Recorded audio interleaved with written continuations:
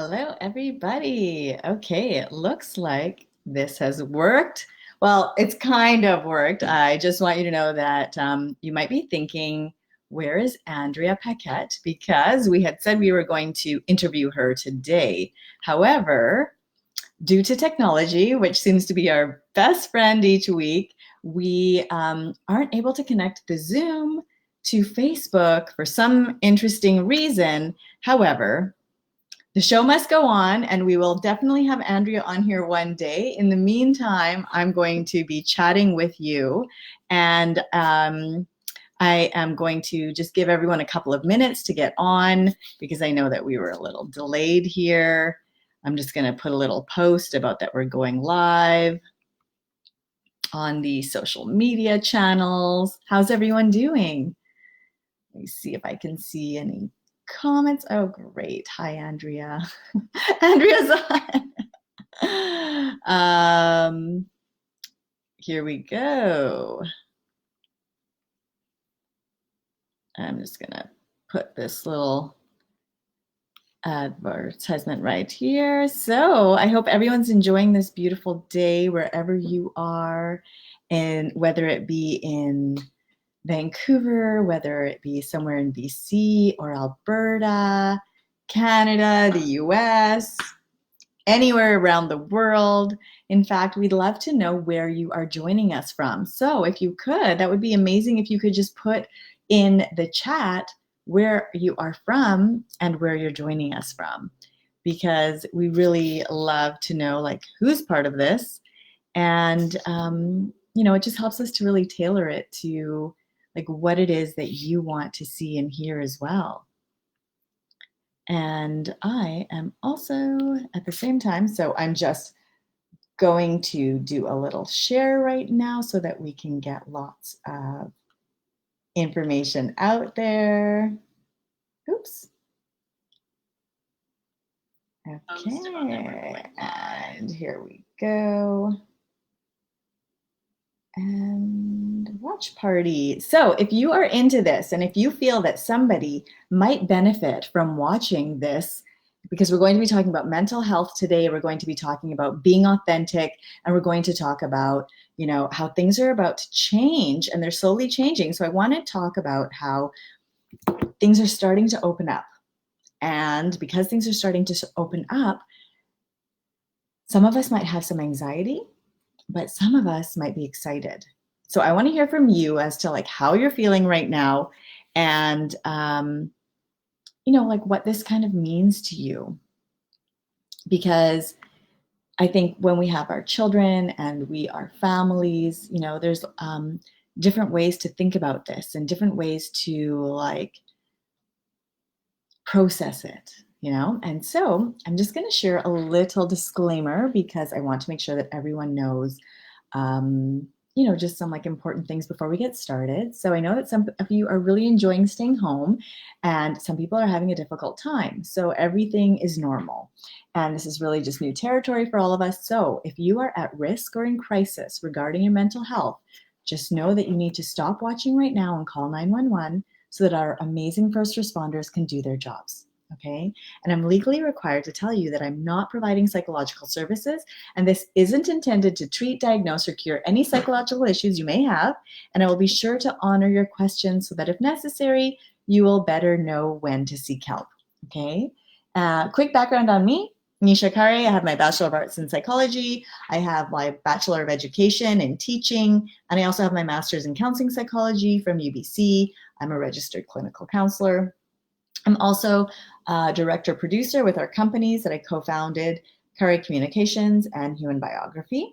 So I've worked with children from kindergarten to grade 12 in my previous career, and I've worked with abused and vulnerable children for the Ministry of Children and Family Development. So I feel like there's lots of experience in those areas, which is why I'm really focused on the families and children and how everyone's doing right now, because I know it's not always easy. And I like to support Stigma-Free Society specifically because I know what it's like to live with anxiety and depression, even as a child into adulthood. So I see when people are stressed, it's hard to learn. And right now we have a lot of expectations that we're learning new ways of living, but also our children are expected to learn new ways of operating within school, from home. And so it's hard to sometimes process if we're not, feeling our best. So just want you to know that, like, I've worked as a clinical counselor, I've worked with many people with anxiety and depression, and it is very normal. Probably 1 in 4 people experience it in their lifetimes. So we're doing this because this live video program is to support people during COVID-19. And we also have a youth wellness toolkit. So our goal is, if you're having difficulty or your children are having difficulty, like, you can go to this toolkit at www.stigmafree.com and stigmafreetoolkit.com. And you can go, and it has educational resources for youth, parents, and educators, and help people with their well-being during COVID-19. And it's to give them tools on how to, like, have conversations with each other, or watch videos, or, it's just a way to get people to have support. I think that we all can benefit from some support right now, and I see lots of nice people have joined, like Eva Hi and Mark, Nazima, Emily, Parm, Auntie Deepa, Iram. Like, this is really nice to have so many people here, because I feel that this is a time we need each other. It's important to come together, and nice to see you, Fantasia. And it's just really important that we talk about things right now and that we're real. And I find that we're doing a lot still. Okay, so it's not that we are just sitting at home and chilling. This is not a sitting at home and chilling time. It's a difficult time. And yet we are expected to, like, be highly functioning. And what is hard about that is that we're still getting on Zoom calls. We're still getting work done, many of us, or some of us are going out into the world. And I feel that, like, let's say if I show up on my Zoom call for a business meeting, and yet I just also had to have my children set for their homeschooling for the day, and then suddenly I'm on my call, like what happened this morning. My Zoom is not connecting to my Facebook. It's a live event. How do we do this? Children on this side, I need you, Mom, I need you. And they do need us, right? So it's not that they're pretending, they actually need us. So, like, how do we manage everything and still stay positive and show up as real? And I think that's something that I've often done is, when I present as everything's great all the time. If anyone asks how I'm doing, I'm great, I'm happy, I'm handling everything. And really, that's not always real. I don't show people that, okay, I'm actually really frustrated right now, or I feel stressed. Like, even before, like last week, getting on this call, my anxiety levels were so high because of technology.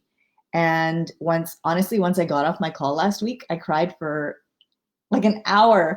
I called my cousin Neetu, and I'm like, I'm just crying. She's like, why? I'm like, because the technology didn't work. And, maybe I should have stayed on and just showed you that I'm crying, and that's real too. That isn't just, we're not always happy. We're not always put together. And I feel that we're feeling some frustrations now. And what's even more interesting, what I think is about to happen, is that we are about to start opening up. Okay, so right now, I think we just started settling into the idea that I can just be home. I only go out for my groceries, maybe a walk. I've gone for like 4 walks in a month and a half.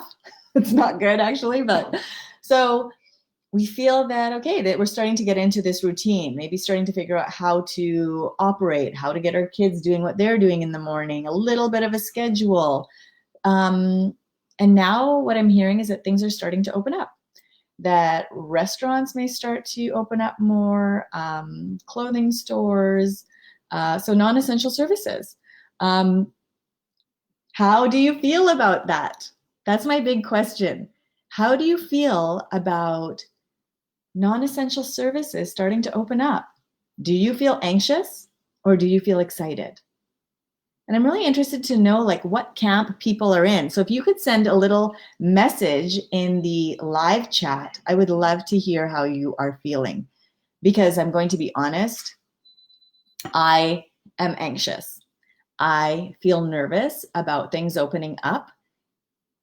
I don't exactly know how I will interact with the world once people are allowed to, when I say allowed, like we're allowed to go out, but when, people start to feel that socially it is something that we should do. So, right, like Fantasia says she's nervous, but somewhat excited, but not trusting yet. Yes, I think the trust is a big issue. Like, how do we know that things will be okay? Personally, I'm thinking about schools. Has anyone heard of any plans for schools? Are they opening? Are most of the schools that were in your area staying closed?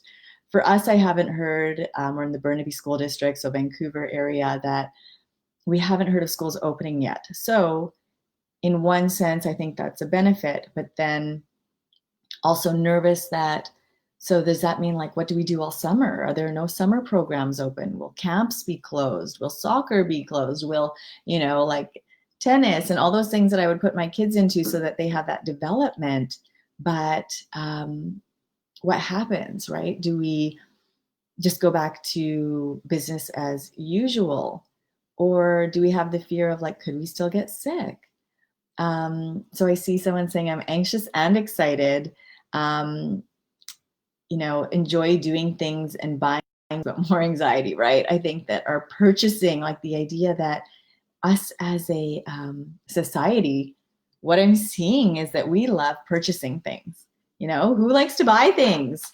I think a lot of us are into, maybe purchasing, making us feel better. I'm just starting to learn how to shop online. I'm just getting the hang of it. And now it might change that we go back into a store, which could be amazing, but how's that going to look? I think it's going to have some kind of a different, like one of my friends is reopening her store, but there'll be appointments where you can schedule to come in, which I think is actually smart, right? That we'll have some space. So lots of different things that could happen, even with like, who's excited to go to a restaurant again? What's that going to look like?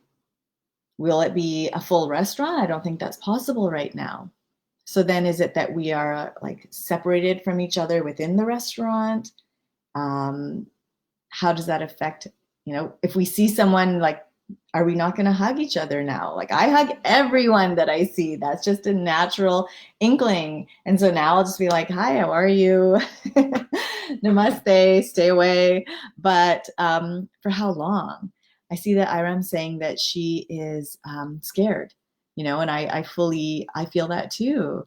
Iram, that the expectation of responsibility to protect oneself and each other. Oh my goodness, it's like such a strong and important statement. We as parents have an expectation to not only protect ourselves, to protect our children, and then also to protect our parents that we might be seeing. So there's like multiple generations that we might be feeling the responsibility to make sure that they are safe and healthy. I know I feel that.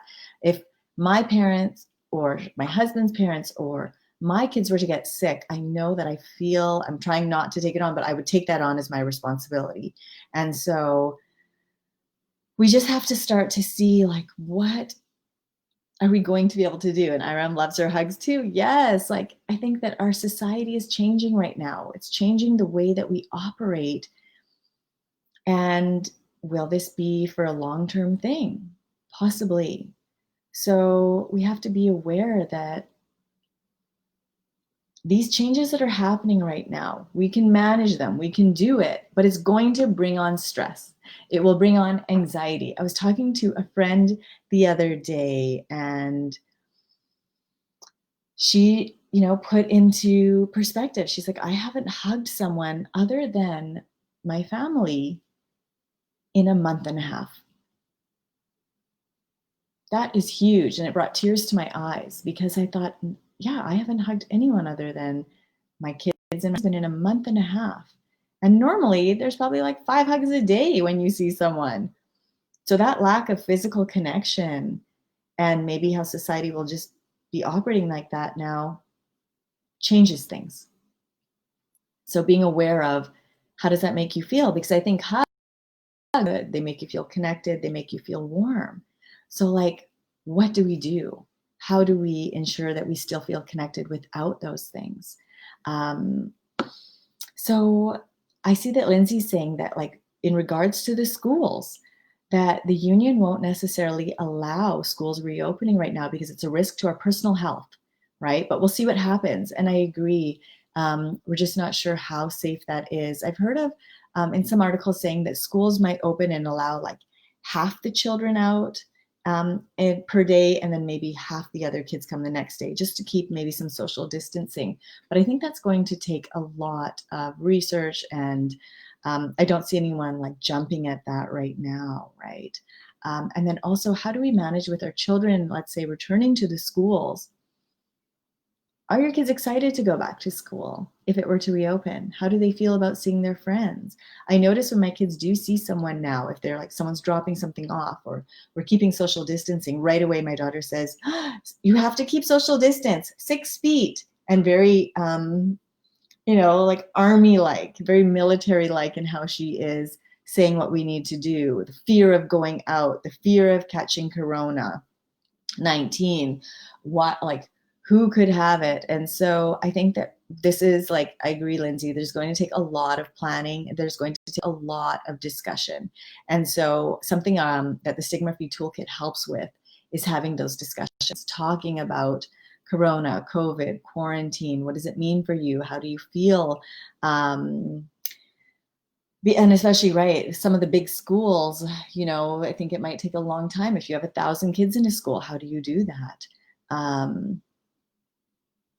And I know that kids are missing their social outlet, definitely are, but how do we make sure that they're still feeling like connection? And yes, I ran virtual hugs. Like, that's so funny, right? I say that often too to people, like, virtual hugs, see you later. And we just have to teach our kids that that's just the way that maybe we'll be operating for a while. So how do people feel about sitting on a patio? How does that work? I saw that a restaurant in Winnipeg had just advertised that they will be opening their patios coming up shortly.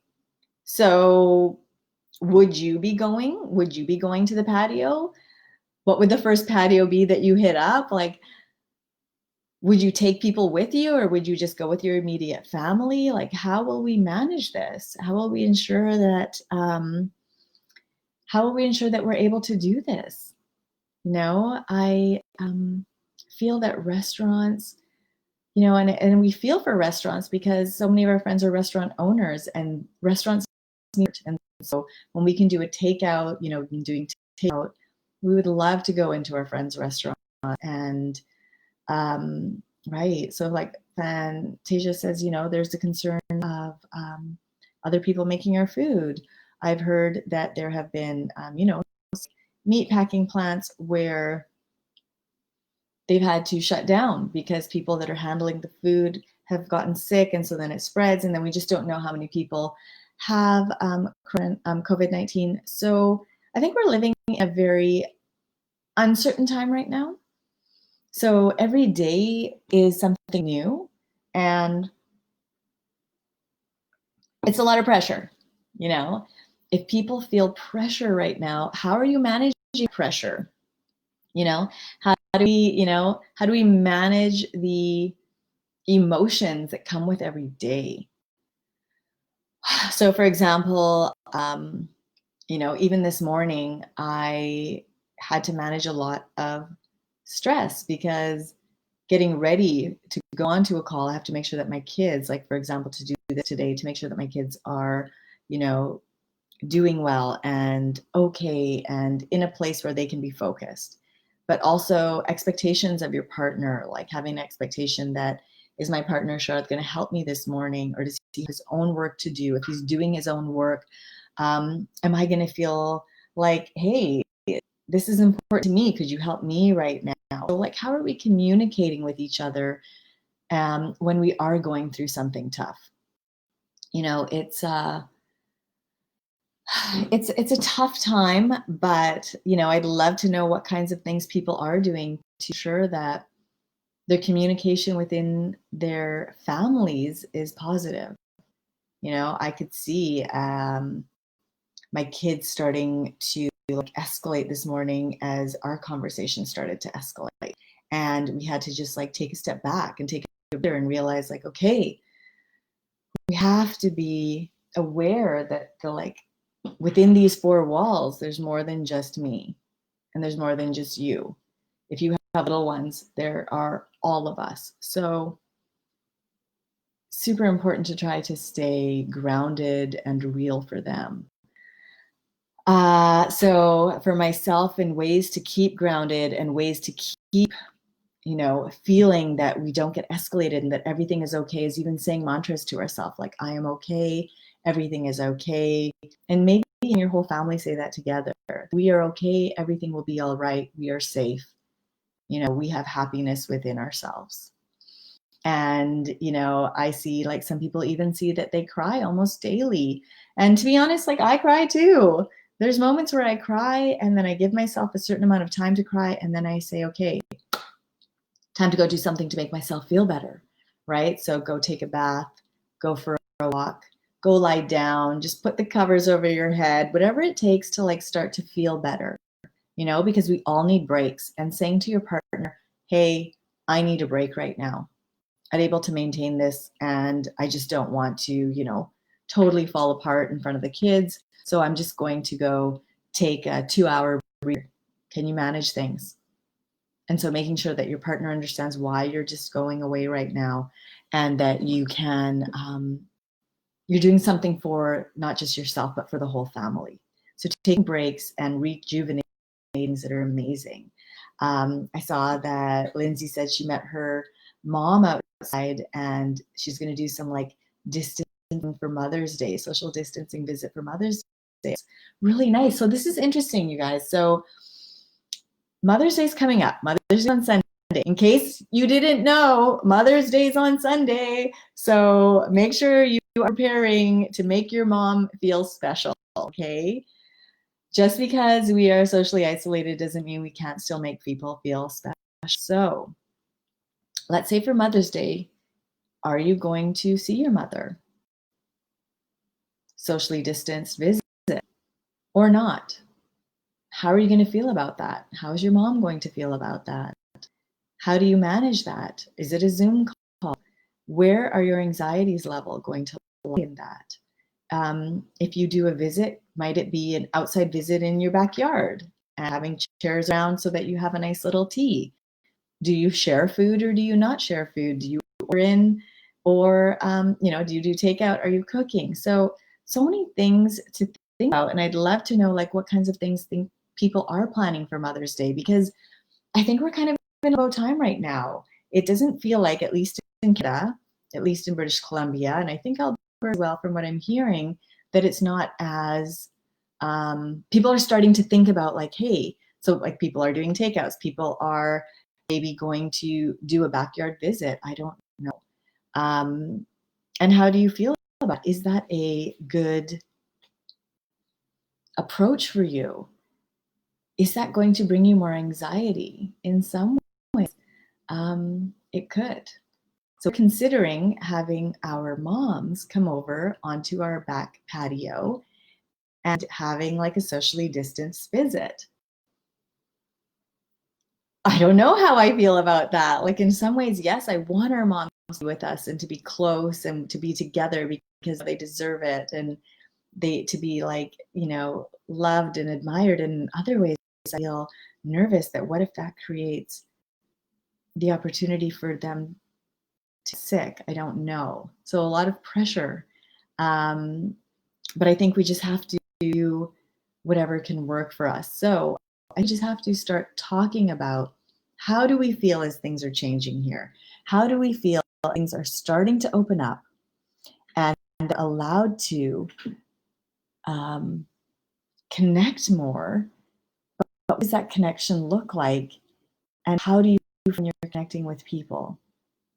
Does it feel different? And will we still be able to connect in the same way? Maybe not. But just connecting, period, is what's important. And I think that, if I do see our moms this weekend, that I'm going to be honest, that I'm so happy we're together and that I am nervous and that we just want to make sure everyone's safe. But, we're going to be having these conversations with our friends as we start getting invited to things and as we start to, maybe get invited to go out or to a party or a birthday party. And when I say parties, I mean probably groups of like 5 or 6. I can't imagine if people are joining groups of 15 or 20 at this point, but one day it will be coming. So I just wanted to know if anyone had any questions before we go. We have a few more minutes. And, I see some people are saying that they have some ideas of what they're going to do for Mother's Day, is maybe even like a call because maybe their child is in another place or, dropping off a bag through the window, FaceTime. It's something to think about. If you have ideas or, you can also put it in your comments, and just want you to know whatever you choose, do what's right for you, do what feels good. We want to make sure that if you with your children on Mother's Day, that whatever it takes to connect and laugh and just feel like you feel appreciated. And I think for myself, that would involve going for a walk. Going for a walk is a treat for me. So let's hope for sunshine. So if you felt that today helped you or that someone you know could benefit from this information or just hearing this kind of conversation, please share our post. We're going to have it up on the Stigma-Free Society as well as on my page. Look at the Stigma-Free Society toolkit. It could totally help you with your kids. It's feeling frustrated and you're isolated at some point and you need a break, just go onto the Stigma-Free Society toolkit page, take a look at some conversations that it could help you with your children, with your family. Maybe it's over like a dinner conversation and just get the conversation going. I think that that's the most important thing. So on a final note, I just want you to know that next week I'm going to be interviewing a wonderful person, and his name is Daniel Toe. And Daniel is a district principal of the Surrey School District. He's also the rep for Mental Health and Wellness Program. So really looking forward to connecting with him next week. And we have someone lined up every week for the next Wednesday at 2 p.m. Pacific Standard Time. So thank you for joining us so much, everyone. I look forward to connecting with you again at Wednesday at 2. And just know that we're in this together. That's why we have like this, so that you can feel if you need to ask questions or you just need to like normalize all this. That's why we're doing it. That stress, anxiety, depression, like mental health, all these things within that realm, it's all normal, and that we're all the best. So proud of you for doing your best. Just try to bring your best self if you can. And if you can't, just being honest about that and saying, I'm just not doing well today, and know who you can talk to. Have your connection with friends. I am very honest on my WhatsApp chats with my moms. Today things are not going well, things are tough. And when they tell me the same, it's just an opportunity to be real. So do that with your kids. I just need 5 minutes, or I do with my children, the Daniel Tiger song, we're feeling mad and you wanna roar.